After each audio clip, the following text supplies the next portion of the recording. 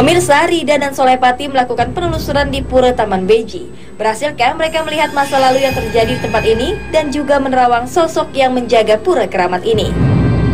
Awas, oh ini ternyata kalinya yang dibilang mungkin kali Beji ya? Kali Beji yang sering keluar air barangkali, keluar apa? Ular.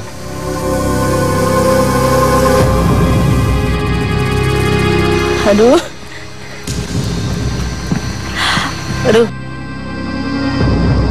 Jadi kalau Barida, saya melihat ya, tadi saya melihat itu banyak sekali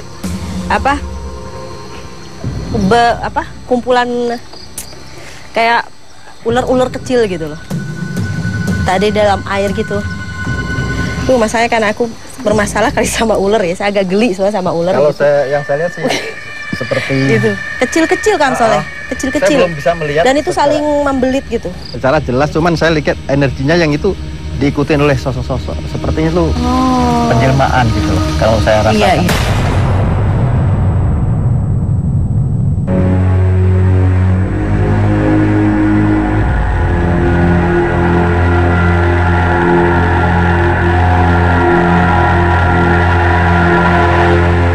Suara tawa yang melengking dengan aura hitam menyeramkan.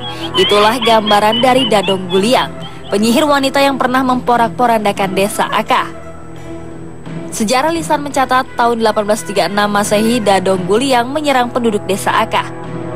Dengan sihir jahatnya, ia berhasil meneror warga dengan rentetan serangan penyakit menular.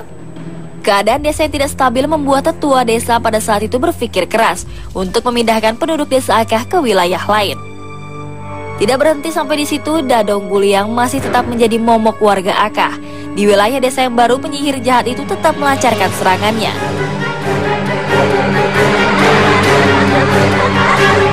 Namun batu pengancing terlanjur dipasang. Hal itu membuatnya gagal melancarkan serangan sihir lagi. Dadong Guliang diyakini tidak tewas. Ia lenyap dengan cara moksa di tempat ini. Kadang ia menampakkan diri di areal kebun sunyi ini. Dendamnya masih abadi. Ingin mencelakai penduduk desa Akah sampai berakhirnya zaman.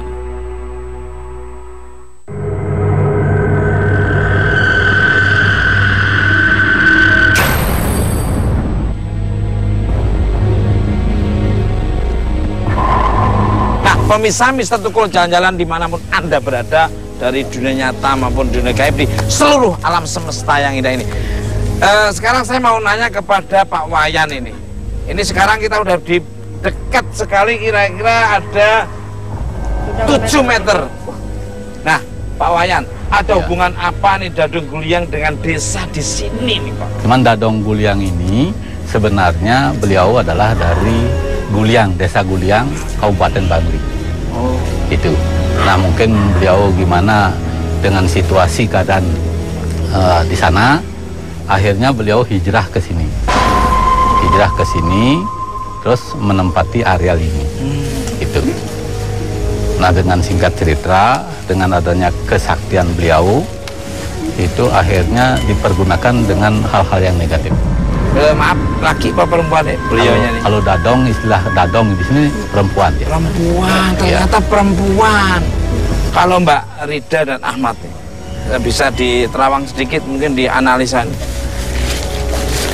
Ini energi negatifnya makin terasa ya. Ini hawanya udah nggak enak. Memang betul sih itu sosok yang saya lihat memang perempuan, dan ketika tertawa itu sangat nyaring mas. Iya. Wah, kalau tertawa cenyap. Dan yang saya lihat memang dia bukan dari sini, tempat aslinya Pak, dari mungkin dari luar sana. Iya. Kayaknya sih di sana juga dibuang sih Pak. Jadi misalnya tidak diterima oleh masyarakat sekitar sana karena mungkin dia salah menggunakan ilmunya Mas. Oh, mempersalahkan. Digunakan untuk hal-hal negatif, dan di sini pun kayaknya sepertinya masih menggunakan ilmu yang sama. Kalau Mbak Rida sendiri, tadi Mbak Rida kayaknya sebelum kita take kayaknya ekspresinya sudah kayak merasa gimana gitu Mbak ya? Ya jujur Mas, kalau saya ngerasakan takut sebetulnya ya, karena bukan apa-apa, karena energinya luar biasa besar, mungkin dengan kesaktiannya. Menurut saya ini bukan jiwa yang hilang atau gimana, jadi dia seperti moksa ya Pak ya. Iya. Jadi dia hidup sampai sekarang. Pak Wayan dan Mas Ahmad Setawa, sosoknya itu ada di mana sekarang nih? energinya ini? Kalau saya sebelah sana ya, persis seperti tadi yang Ahmad bilang, sebelah sana. Sebelah sana, dan pengawalnya udah ada di Iya, sini itu. Oh, ada pengawalnya. Dan pengawalnya itu laki-laki yang saya bingung gitu. Dia dominasi perempuan sendiri, dikelilingin beberapa pengawal laki-laki. Betul Pak Wayan? Betul. Ada istilah gitu. Luar biasa.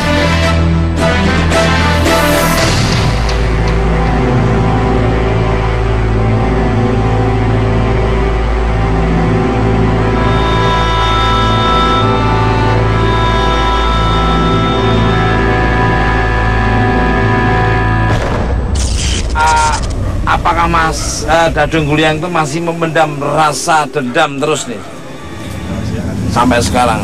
Nah, karena mungkin beliau sudah artinya mengikhlaskan raganya dan menuju ke nirwana. Ya. Mungkin tapi di dalam hal ini kadang-kadang masih ada aura-aura negatifnya. Nah, cuman di samping aura negatif ada juga aura positif yang beliau tanamkan di sini. Nah, seperti misalnya gini, kan di sekitar sini menurut cerita ya, ada orang anaknya menangis, anaknya menangis, terus dibawakan di sini dimohonkan dengan membawa apa namanya itu bawang merah. Oh, merah ya. Bawang merah. Jawa juga. Ya, bawang merah dimohonkan di sini. Akhirnya dengan cuman ditaruh di kening, anaknya sudah bisa reda nangisnya itu. Itu ditandai juga dengan banyaknya pengikutnya dia juga ya Pak? Iya, juga. Nah, Mas Ahmad dan Mbak Ida, di antara Mbak Ida dan Mas Ahmad, siapa yang mau duluan komunikasi dengan energi yang ada di sekitar tempat ini nih? Monggo silakan.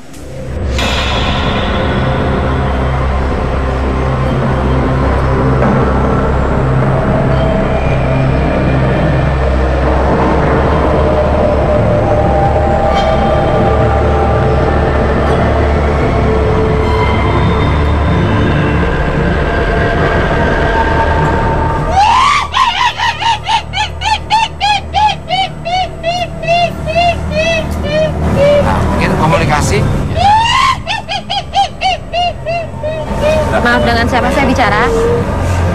Maaf, dengan siapa saya bicara? Apakah Anda sosok Dadung Guliang? Gidan ki, dadong ki.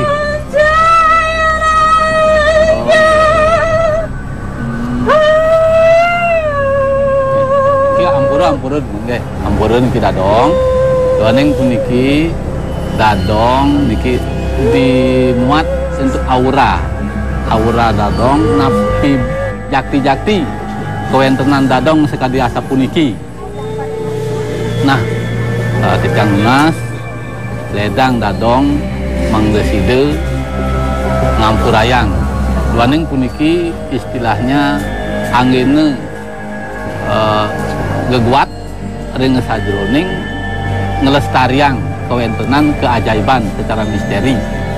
Kewentenan ilmu sane dadong sampun wikanin ngemke. Nah, dumogi ilmu itu nah mangde preside memangguhang kerahayunan termaning kan iki ilmu kemoksan jadinya.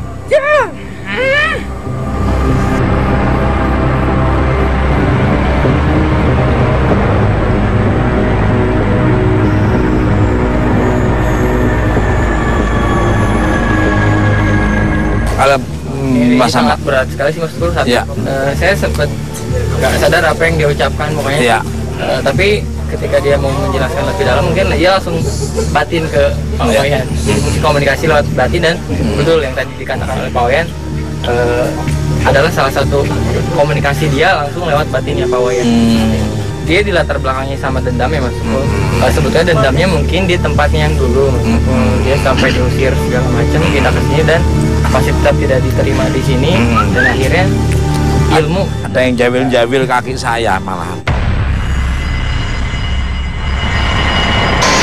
Masih sakit hati ya Mas? Iya, masih sakit hati, dan karena rasa dendam itu terlalu besar, makanya ketika terusik sedikit pun langsung